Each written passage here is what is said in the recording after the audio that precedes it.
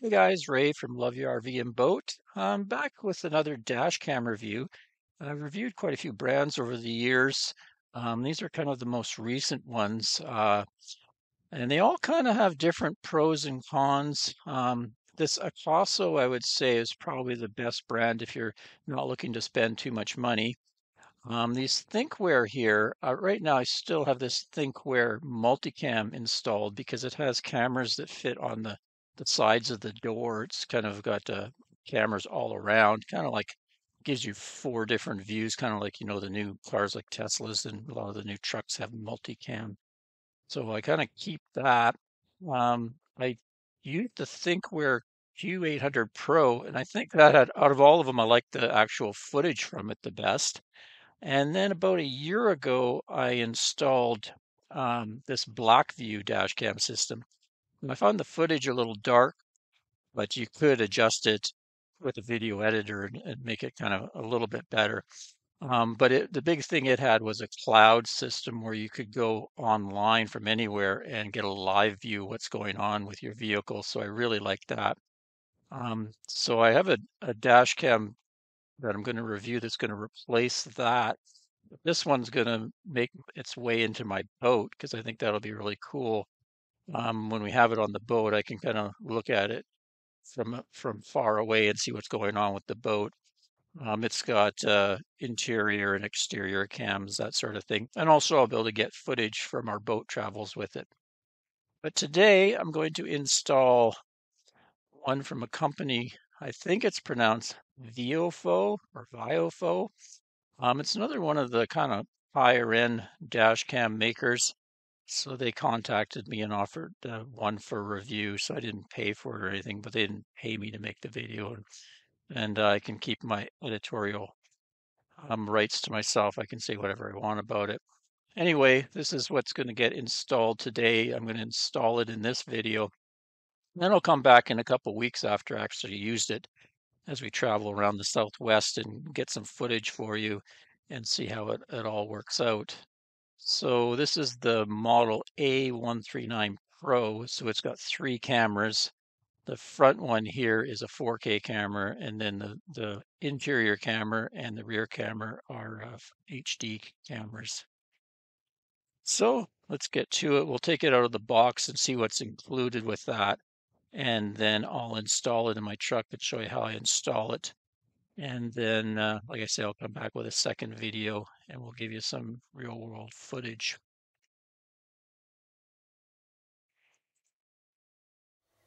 So here we go, A139 Pro 3 channel. That's what you get in the box. Standard accessories, etc. So the heart of it is the main camera right here. Looks a lot like the Thinkware Q800. There's your inputs and outputs. Got power, front and rear camera. Interesting, it has a mic and an AV port. So this one has an internal microphone, but also has an external port, which actually may come in handy if I want to do a video where I'm showing you where I'm driving, get a little better sound than what comes off of the actual camera itself. And then you can see this is sticks onto the windshield, but that extra square there is actually got the GPS built into it too. It's a fair amount of heft to it. Looks like pretty good build quality. Your buttons on the front, I'll show that once I fire it up. And there's the front lens, and then that also can turn and you can adjust it once you get it mounted on the windshield. Then a nice touch, they also include an extra lens that can cut the glare of the windshield. A little bit of a polarized lens like sunglasses. Probably improve the picture quality a bit for bright days. Then we have two cameras here. This one looks like the interior camera because it's got the LEDs for night vision.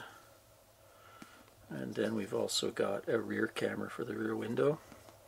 And then cables for it all. This looks like the interior camera. and then the much longer one is the rear camera. We've got a power cable that plugs into a 12-volt socket, nice and long, so you can wind it through the dash and up the headliner, that sort of thing. And then there's also a power to USB, I guess, for plugging into a computer. And some extra mounting 3M tapes for the cameras. They also include these plastic mounting windshield mounts. So what you do with that is you stick the camera onto that, and then you kind of wet this, and it will cling to the window so people can move it around much easier. I think I'm just going to go with the 3M mounts.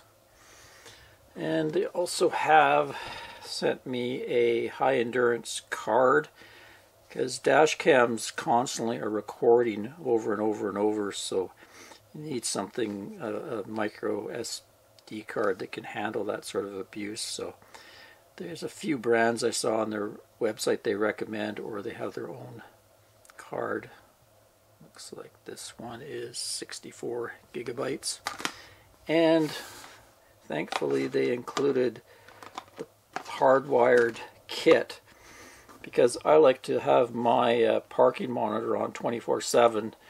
If you've followed my channel, you know that I've built a power station in one of my toolboxes with an external battery so that I can hook up my dash cams, because I have so many cameras running that it would easily wear down my main battery. So I have a lithium battery that gets charged. But I noticed in here they have adjustable voltage 12.4 to 11.8, so that if you do use your vehicle battery, you can set it so you don't wear it down so much that you can't start your car anymore. Anyway, that's it. Very, very comparable to a lot of the different ones that I've looked at, although it's kind of a nice touch they included that lens. Most don't include that. And I'll give them good marks for packaging. It came nice foam package, etc. So let's get to installing this puppy. First step is to install the hardwire kit. Now on my Ram truck I can just pull this off and get at everything behind here.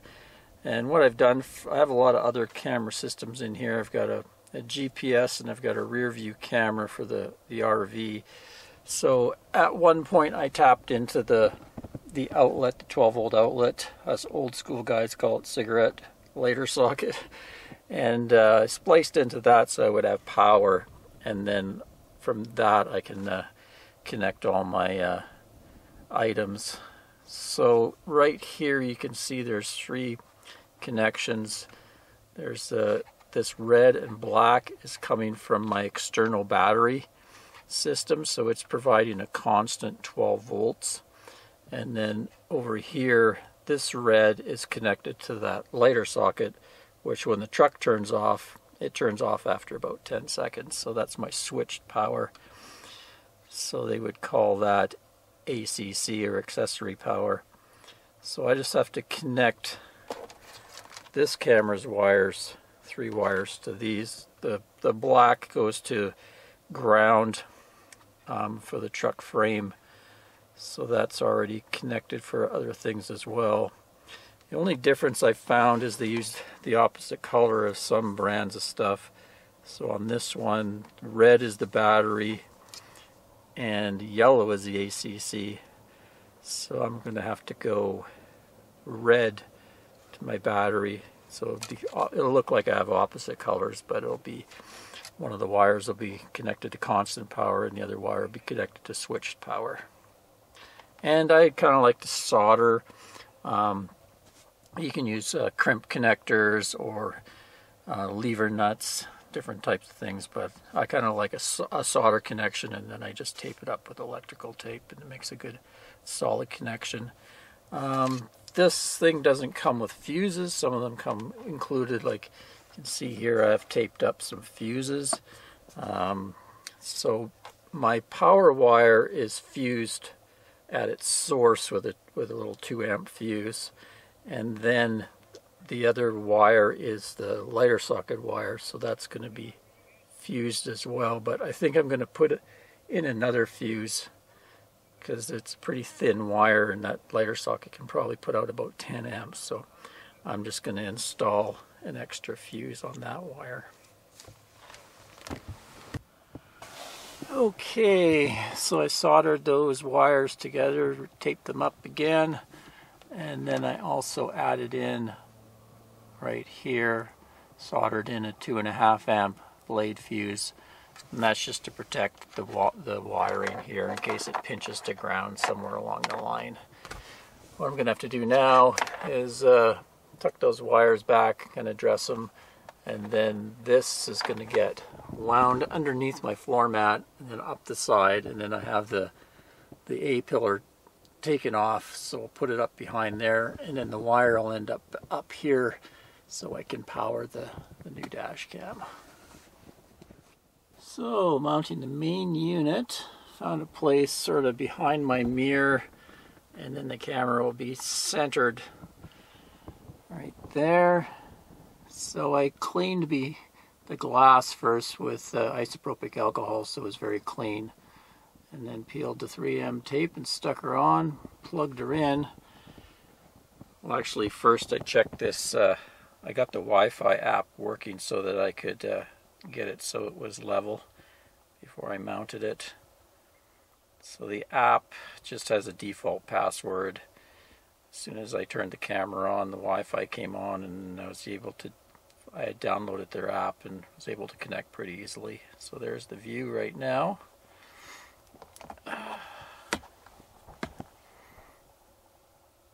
Next I'm going to add the interior camera and the rear camera.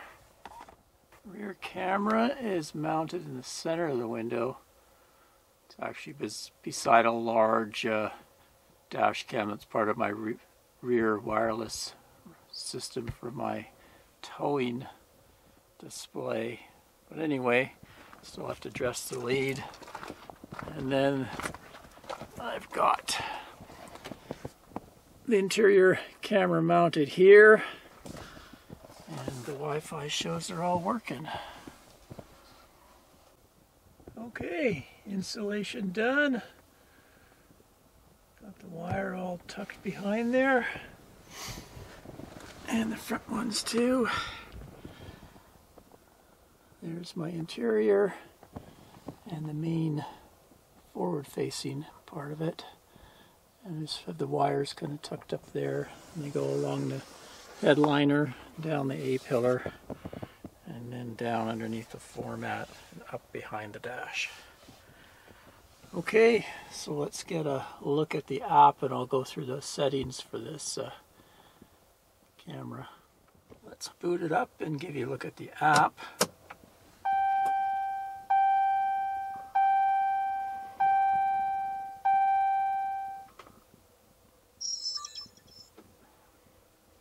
There we go.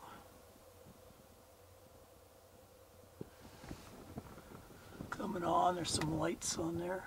Recording, 3 channels started. Wi-Fi enabled. There we go. Should be ready to go now. Click the app. Connect to camera. Continue. Find the connection here. There we go. I named it BB2 cam. Wi-Fi connected. Okay.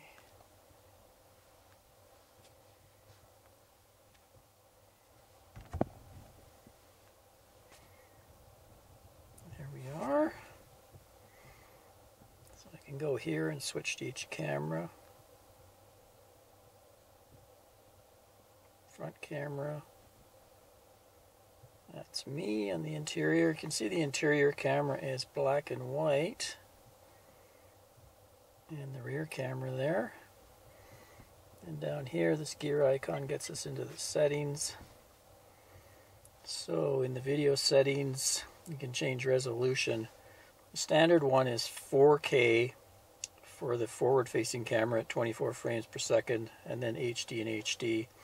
If you lower the front one down, you can get 30 frames per second, but they've probably set it at the best rate to work with, so I'll leave it at that.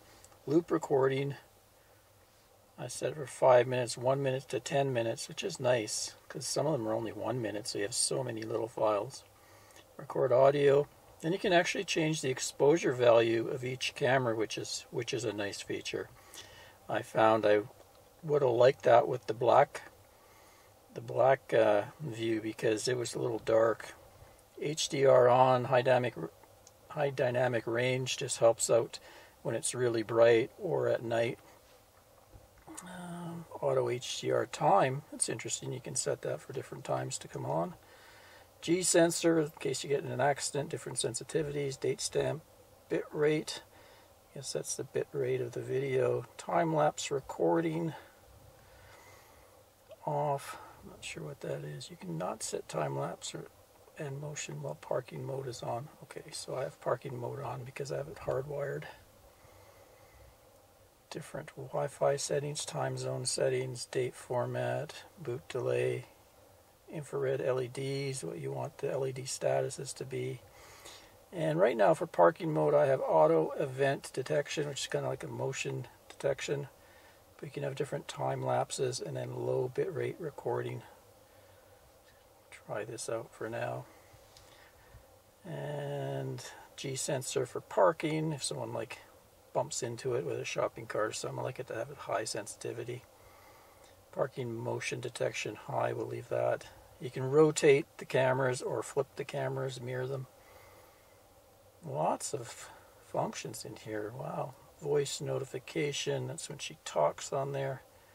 Live video source, rear camera, GPS, speed unit, kilometers or miles per hour. You can put the GPS stamp right on the video with the speed. Camera model stamp. And I'll just leave everything as it came out. I've just changed the Wi-Fi name there. Okay, so lots of features. I'll go through them in greater detail when I do the review. Just wanted to give you a look at how the app works.